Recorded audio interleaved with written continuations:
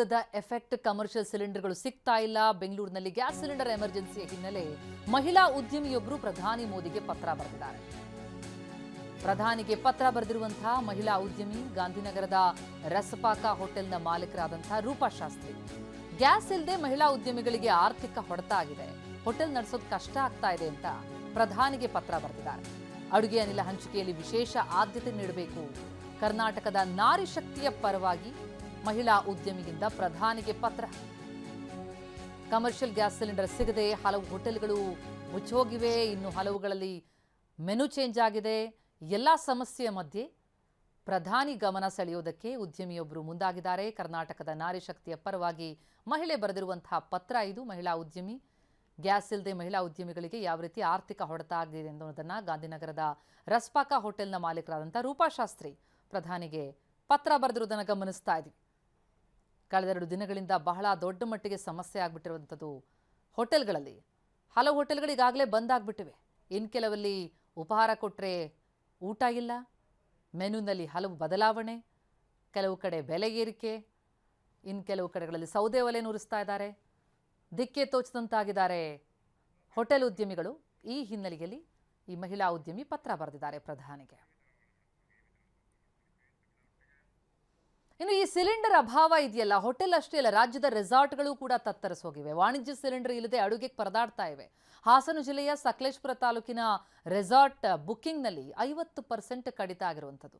ರೆಸಾರ್ಟ್ಗಳ food ಮೆನುನಲ್ಲೂ ಕೂಡ ಬದಲಾವಣೆಯಾಗಿದೆ. Gas ಇಲ್ಲ, ಸೌದೆ ಒಲೆಯಲ್ಲಿ ಅಡುಗೆ ಮಾಡಬೇಕಾಗಿದೆ. ಹಾಗಾಗಿ ಮಧ್ಯಪ್ರಾಚ್ಯ ದೇಶಗಳ ಯುದ್ಧದ ಬಿಸಿ ಈಗ ರೆಸಾರ್ಟ್ನ ಕಿಚನ್ಗೂ ಕೂಡ ತಟ್ಟಿರುವಂಥದ್ದು. ಸೌದೆ ಒಲೆಯಲ್ಲಿ ಅಡುಗೆ ಮಾಡ್ತಾ ಇದ್ದಾರೆ, ಜೊತೆಗೆ ಬುಕ್ಕಿಂಗ್ ಕೂಡ ಫುಲ್ ತಗೊಳ್ತಾ ಇಲ್ಲ, 50% ಮಾತ್ರ. ನಮ್ಮ ಪ್ರತಿನಿಧಿ ಮಂಜುನಾಥ್ ಗ್ರೌಂಡ್ ರಿಪೋರ್ಟ್ ನೀಡಿದ್ದಾರೆ, ನೋಡೋಣ ಬನ್ನಿ. ಹಾಸ್ಟೆಲ್ಗಳಲ್ಲೂ ಕೂಡ ಈ ಅಡುಗೆ ಅನ್ನೋದ ಸಮಸ್ಯೆಯಿಂದಾಗಿ ಸೌದೆ ಒಲೆಯಲ್ಲಿ ಅಡುಗೆ ಮಾಡ್ತಕ್ಕಂಥ ಸ್ಥಿತಿ ನಿರ್ಮಾಣ ಆಗಿದೆ. ಹಾಸನದ ನಗರದಲ್ಲಿರ್ತಕ್ಕಂಥ ಸಮಾಜ ಕಲ್ಯಾಣ ಇಲಾಖೆಯ ವಿದ್ಯಾರ್ಥಿ ನಿಲಯದಲ್ಲಿ ಈಗ ಗ್ಯಾಸ್ ಕೊರತೆಯಿಂದಾಗಿ ಸೌದೆ ಒಲೆಯಲ್ಲಿ ಅಡುಗೆಯನ್ನು ಮಾಡಲಾಗ್ತದೆ. ಸುಮಾರು 350 ವಿದ್ಯಾರ್ಥಿಗಳು ಇರ್ತಕ್ಕಂಥ ಈ ಒಂದು ವಿದ್ಯಾರ್ಥಿ ನಿಲಯದಲ್ಲಿ ಈಗ ಸಮಯ 1 ಗಂಟೆ ಆಗಿದೆ. ಭಟ್ರುಗಳು ಕೂಡ ಅಡುಗೆ ಮಾಡಲಿಕ್ಕೆ ಗ್ಯಾಸ್ ಆದರೆ ಅತ್ಯಂತ ಶುಚಿಯಾಗಿ, ರುಚಿಯಾಗಿ ಮತ್ತು ಸಮಯಕ್ಕೆ ಸರಿಯಾಗಿ ಕೂಡ ಅಡುಗೆ ಮಾಡಿಕೊಡ್ಬೋದು. ಆದರೆ ಈಗ ಒಂದು ಸೌದೆ ಒಲೆಯಲ್ಲಿ ಅಡುಗೆ ಮಾಡ್ತಕ್ಕಂಥ ಸ್ಥಿತಿ ನಿರ್ಮಾಣ ಆಗಿರ್ತಕ್ಕಂಥ ಹಿನ್ನೆಲೆಯಲ್ಲಿ ಸಮಯಕ್ಕೆ ಸರಿಯಾಗಿ ಅಡುಗೆ ಮಾಡಲಿಕ್ಕೆ ಕೂಡ ಸಾಧ್ಯ ಆಗ್ತಾಯಿಲ್ಲ. ಇನ್ನು ವಾರ್ಡನ್ ಕೂಡ ಗ್ಯಾಸನ್ನು ಹೊಂದಿಸ್ಲಿಕ್ಕೆ ಸಾಕಷ್ಟು ಪರದಾಡ್ತಾ ಇದ್ದಾರೆ. ಈಗ ಒಂದು ಕಡೆ ಸೌದೆ ಒಲೆಯಲ್ಲಿ ಅಡುಗೆ ಮಾಡ್ತೀರಾ, ಮತ್ತೊಂದು ಕಡೆ ಹೇಗೋ ಒಂದು ಗ್ಯಾಸ್ನ ಹೊಂದಿಸ್ಕೊ ಬಂದಿ ಅಂತ ಹೇಳ್ತೀರಿ. ಸರ್, ಹೇಳಿ ಸರ್, ಯಾವತ್ತಿಂದ ಗ್ಯಾಸ್ ಸಮಸ್ಯೆ ಆಗ್ತದೆ, ನೀವು ಯಾವ ರೀತಿ ಮ್ಯಾನೇಜ್ ಮಾಡ್ತಾ ಇದ್ದೀರಿ? ಎಷ್ಟು ಮಕ್ಕಳಿದ್ದಾರೆ ನಿಮ್ಮಲ್ಲಿ? 350 ಮಕ್ಕಳಿದ್ದಾವೆ. ನಿನ್ನಿಂದ ಮಾತ್ರ ಸಮಸ್ಯೆ ಬಿಟ್ಟರೆ ನಿನ್ನೆ ಬೆಳಿಗ್ಗೆ ಇತ್ತು, ಸಾಯಂಕಾಲ ಒಂದು ಟೈಮು, ಈಗ ಒನ್ ಡೇ ಟೈಮು. ಈಗ ಸಿಲಿಂಡರ್ 3-4 ದಿನದ ಬುಕ್ ಮಾಡಿ ಈಗ ಸಿಕ್ತು. ಒಂದು ಹಾಕ್ಸ್ಕೊಂಡು ಒಂದು ಬ್ಲ್ಯಾಕ್ ತಂದುಬಿಟ್ಟು ಈಗ ಅದರಲ್ಲಿ ಮಾಡ್ತಾ ಇದ್ದೀನಿ.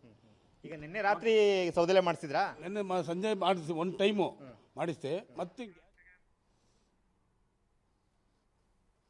ಇನ್ನು ವಾಣಿಜ್ಯ ಸಿಲಿಂಡರ್ ಸಮಸ್ಯೆಯಿಂದಾಗಿ ನಾನ್ ವೆಜ್ ಹೋಟೆಲ್ಗಳೆಲ್ಲ ಸ್ತಬ್ಧ ಆಗಿಬಿಟ್ಟಿವೆ. ಚಾಮರಾಜನಗರದ ಬಹುತೇಕ ನಾನ್ ವೆಜ್ ಅಡ್ಡಾಗಳು ಬಂದಾಗಿವೆ.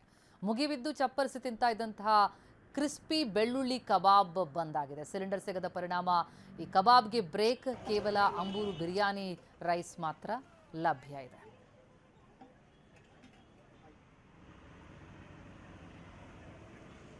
ನಮ್ಮ ಪ್ರತಿನಿಧಿ ಕೊಟ್ಟಂತ ಗ್ರೌಂಡ್ ರಿಪೋರ್ಟ್ ನೋಡೋಣ. ಮಧ್ಯಪ್ರಾಚ್ಯದ ಯುದ್ಧದ ಎಫೆಕ್ಟ್ ಈಗ ಗಡಿನಾಡು ಚಾಮರಾಜನಗರದ ಮೇಲೂ ಕೂಡ ಬಿದ್ದಿರುವಂಥದ್ದು. ಅಂಬೂರು ಬಿರಿಯಾನಿಯಲ್ಲಿ ಸಾಕಷ್ಟು ವ್ಯಾಪಾರಗಳು ಕುಂಠಿತವಾಗಿದೆ. ಕಾರಣ ಅಂತ ಹೇಳಿದ್ರೆ ಕಮರ್ಷಿಯಲ್ ಸಿಲಿಂಡರ್ ಈಗ ಸಿಗ್ತಾ ಇಲ್ಲ. ನಾನೀಗ ಅಂಬೂರು ಬಿರಿಯಾನಿ ಏನಿದೆ, ಚಾಮರಾಜನಗರದ ಬಹುತೇಕ ಎಲ್ಲರೂ ಬಂದು ಈ ಒಂದು ಬಿರಿಯಾನಿಯನ್ನು ಮತ್ತು ಕಬಾಬನ್ನು ಸೇವಿಸ್ತಾ ಇದ್ರು. ನಾನ್ ವೆಜ್ನ ಅಡ್ಡ ಇದಾಗಿರುವಂಥದ್ದು. ಆದರೆ ಯಾವಾಗ ಯುದ್ಧ ಶುರುವಾದಂತಹ ಸಂದರ್ಭದಲ್ಲಿ ಇಲ್ಲಿ ಆದರೆ ಎಲ್ಲವಕ್ಕೂ ಕೂಡ ಈಗ ಬ್ರೇಕ್ ಬಿದ್ದಿರುವಂಥದ್ದು. ಕೇವಲ ಈಗ ಬಿರಿಯಾನಿಯನ್ನು ಮಾತ್ರ ಮಾಡ್ತಾ ಇದ್ದಾರೆ. ಹಾಗಾಗಿ ಬರುವಂತಹ ಕಸ್ಟಮರ್ಗಳ ಸಂಖ್ಯೆಯು ಕೂಡ ಈಗ ಕಮ್ಮಿ ಆಗಿರುವಂಥದ್ದು. ಈ ಒಂದು ಸಂದರ್ಭದಲ್ಲಿ, ಈ ಒಂದು ಸಮಯದಲ್ಲಿ ಇಲ್ಲಿ ಕಾಲಿಡಕ್ಕೂ ಕೂಡ ಜಾಗ ಇರ್ತಿರಲಿಲ್ಲ. ಯಾಕಂತ ಹೇಳಿದರೆ ಕಬಾಬನ್ನು ತಿನ್ನೋಕೆ ಸಾಕಷ್ಟು ಸಂಖ್ಯೆಯಲ್ಲಿ ಹೊರ ಒಂದು ಏನು ಪ್ರದೇಶಗಳಿಂದ, ಹೊರ ಗ್ರಾಮಗಳಿಂದ ಬರ್ತಾ ಇದ್ರು. ಆದರೆ ಈಗ ಖಾಲಿ ಆಗಿರುವಂಥದ್ದು ತಾವು ಕೂಡ ನೋಡ್ತಾ ಇದ್ದಾರೆ. ಈಗಾಗಲೇ ಕೂಡ ಸಂಪೂರ್ಣವಾಗಿ ಬಿರಿಯಾನಿ ಖಾಲಿ ಆಗಬೇಕಿತ್ತು. ಭಾಗಶಃ ಅರ್ಧಕ್ಕೂ ಹೆಚ್ಚು ಪಾತ್ರೆಯಲ್ಲಿ ಬಿರಿಯಾನಿ ಹಾಗೇ ಉಳಿದಿದೆ. ಇನ್ನು ಈ ಕುರಿತು ಮಾತಾಡೋಕ್ಕೆ ನಮ್ಮ ಜೊತೆ ಈ ಒಂದು ಅಂಬೂರು ಬಿರಿಯಾನಿಯ ಮಾಲೀಕರಾದಂತಹ ಕಣ್ಣದಾಸ್ ಅವರಿದೆ, ಅವ್ರನ್ನು ಕೂಡ ಮಾತಾಡ್ತೀನಿ. ಈ ಒಂದು ಯುದ್ಧದ ಎಫೆಕ್ಟ್ ಮತ್ತು ಗ್ಯಾಸ್ನ ಅಭಾವ ತಮ್ಮ ವ್ಯಾಪಾರದ ಮೇಲೆ ಯಾವ ರೀತಿಯಾಗಿ ಪ್ರಭಾವ ಬೀರಿದೆ ಸರ್? ಸೊ ಈಗ 1 ವಾರದಿಂದ ಗ್ಯಾಸು ಫುಲ್ ಡಿಮ್ಯಾಂಡ್ ಆಗಿಬಿಟ್ಟಿದೆ. ಕಮರ್ಷಿಯಲೇ ನಾವು ಯೂಸ್ ಮಾಡೋದು, ರೆಗ್ಯುಲರಾಗಿ ಕಮರ್ಷಿಯಲಿ ಯೂಸ್ ಮಾಡೋದು. ಅದರಿಂದ ಇವಾಗ ಕಮರ್ಷಿಯಲ್ ಗ್ಯಾಸು ಇಡೀ ನಗರದಲ್ಲಿ ಚಾಮರಾಜನಗರ ಎಲ್ಲಿ ಸಿಗೋಲ್ಲ. ಬ್ಲ್ಯಾಕಲ್ಲಿ ಕೊಡಿಸ್ತಾರೆ. ಒಂದು ಸಿಲಿಂಡ್ರಿಗೆ 3,000 ರೂಪಾಯಿ 4,000 ರೂಪಾಯಿ ಅಂತ ಹೇಳ್ತಾರೆ. 3,000 ರೂಪಾಯಿ 4,000 ರೂಪಾಯಿ ಕೊಟ್ಟು ತಗೊಂಡು ನಾವು ಇಲ್ಲಿ ಅಡುಗೆ ಮಾಡೋಕ್ಕಾಗಲ್ಲ. ಈಗ